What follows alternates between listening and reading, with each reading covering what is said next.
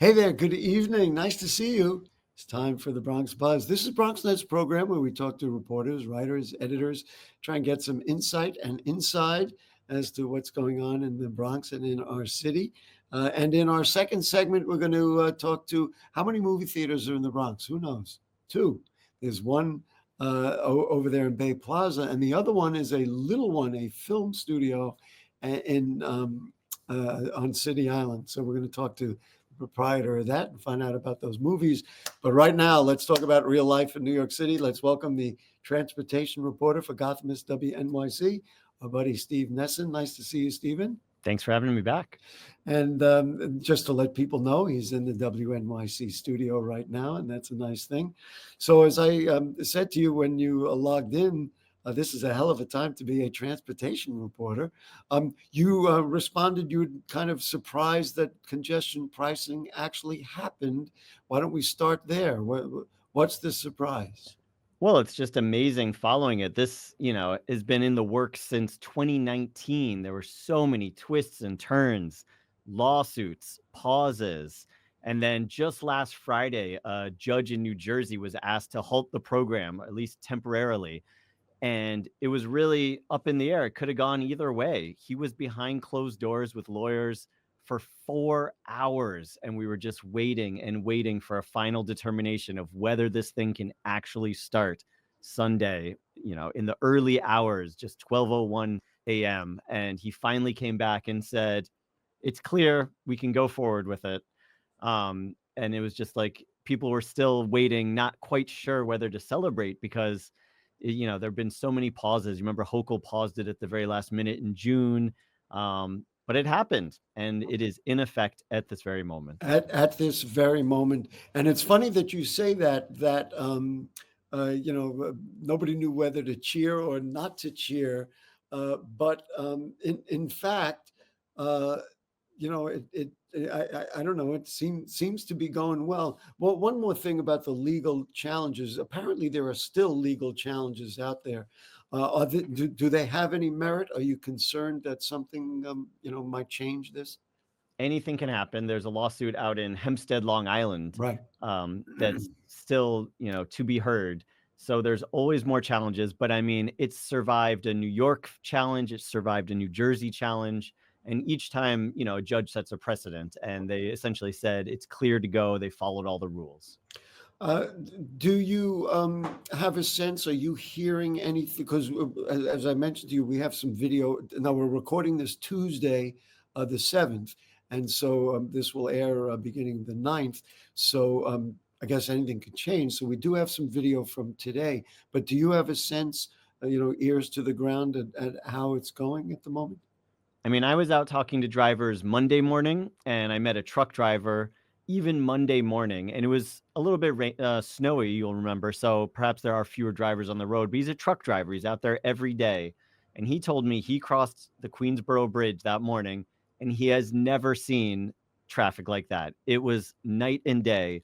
Meaning traffic, meaning less traffic. There was less traffic. Right. He said, I am loving congestion pricing. His company's paying the toll, and he's getting where he needs to go faster. Wow. I was out this morning, and Lower Manhattan, there was less traffic. That's anecdotally speaking, but Tuesday morning, less traffic. One of my colleagues took a bus from New Jersey. He said his bus never got to Port Authority faster than it did after congestion pricing. The thing about this is they were supposed to collect $15 billion, and that money to go to improve mass transit, the buses, the subways, and even the commuter rails, et cetera, et cetera. There's a lot of suspicion, I guess for good reason, from people to say, is that money really going to go there? Are we really going to get safer trains, better trains? Improve bus service, maybe buses that don't pollute quite as much. It's hard to say what else. Is that a concern that's out there? I'm assuming that people like you will be following that pretty closely. Well, I think the bigger concern there, I have heard people say that, but written into the congestion pricing law is that all of the money from the tolls has to go toward transit improvements in a so-called lockbox.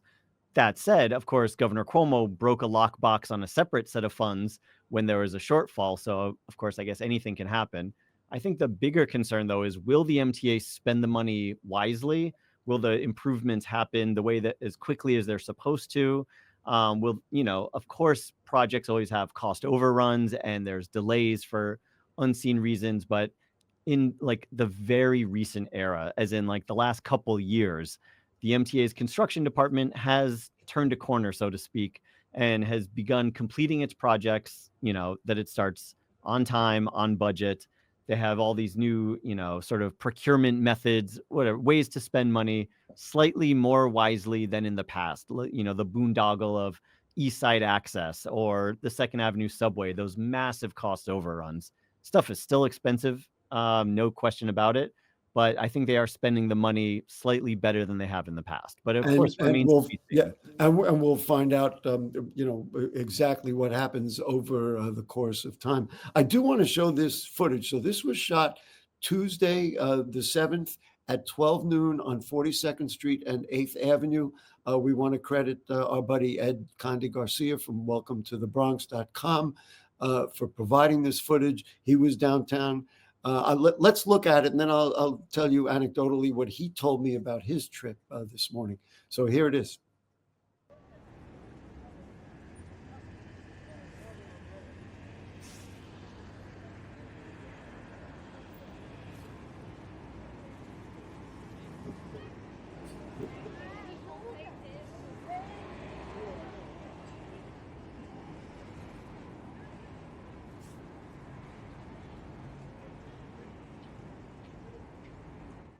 There it is, 42nd Street and 8th Avenue. And you know what was very, very, very revealing to me is that all you saw were buses and a couple of trucks. Now, there were some cars, as the footage went on, there were some cars. Here's what he told me. He rides his bicycle from the South Bronx to Hell's Kitchen. Which is, Long it's a ride. 7-mile ride, which for a bike rider is not that much. But when there's real traffic, it's a much longer ride. He said, coming down Fifth Avenue, which is one of the routes he goes before he goes through the park and goes across town, like by the museum at 82nd Street, he said, I've never seen anything like it. I was just riding straight down Fifth Avenue. And normally I got to avoid cars and buses and people stopping and everything, but things were moving. So here's I want to give you an anecdote that I saw on, I forget which channel, one of the news channels. They interviewed a musician who plays on Broadway, and she lived in the city, and she and her husband got a house in Hastings, which is not that far up. And she said that she would take the train to work, get on the Metro North to work, which is not a problem. But the problem is at 10:30 at night when the show is over, she's got to get back on the train and come back. And at COVID, they took trains off. They had many fewer trains. And so her next train would be at 11:44. She'd have to sit around for an hour and a half or an hour and 20 minutes before she gets on the train and not get home till 12:30 or 1 o'clock. So now she still drives her car into Midtown and finds a place to park, pays for the parking. So my question is, are they going to go back and put more trains out so that people who want to take the trains, and that's not 11:30 at night in New York City, is not, you can go to a Knicks game and need an 11:30 train to get back to the suburbs. If you want it to make sense, you got to add the trains. I mean, that's my point. You're not disagreeing, I'm assuming. It's true. And actually, one of the biggest complaints from folks who are maybe concerned about the toll is that, in London, when they launched their congestion pricing program, they added thousands of more buses, several hundred, nearly 1,000 more buses. So it would really encourage people to take public transit. They'd have the buses there. And there was a lot of push to do that in the city, especially, even those commuter buses that cost a little bit more, but they are a fast way to get from, South Brooklyn or the Bronx even to lower Manhattan. And the MTA kind of balked on it, and they did agree eventually to add some more buses, but they're not even in effect now. It won't be in effect until the spring. So it doesn't quite coincide with the launch of congestion pricing like folks were hoping. And it's true, they did cut some service, but they've also increased service on at least the Long Island Railroad since, since the new terminal, Grand Central Madison opened. So there are more trains for Long Island Railroad, but Metro North, maybe they need to increase the I service. think they're going to need to do that. And the other thing I heard also, again, this is all anecdotally, 2 days into congestion pricing, somebody I know who takes the train said to me, the trains are infinitely more crowded. And if that's the case, we're going to need more trains, and that I guess is part of this whole process. One of the things which you, I'm sure, know about, which happened right at the same time at midnight, Sunday night or Monday morning, was that the MTA raised tolls on the Hudson River crossings. Now, if we didn't have The Port Authority the did. Port Authority did, that's right. I'm sorry. But if we didn't have congestion pricing, that would have been a lead story. But that's further incentive for people in New Jersey to get out of their cars and figure out a way to do it mass transit wise. Absolutely. And New Jersey is not adding any more train service. They're not. No. I mean, Well, they probably won't out of stubbornness because they want congestion pricing to fail. But I'm wondering if over time, they would do that. Now, the congestion pricing, the $9 is going to go up, right, over a period of time. that's right. Originally, they'd wanted $15, and Hochul said, she said, I heard complaints it's going to hurt businesses, or people aren't going to come to the city if it's 15, so we'll start at 9.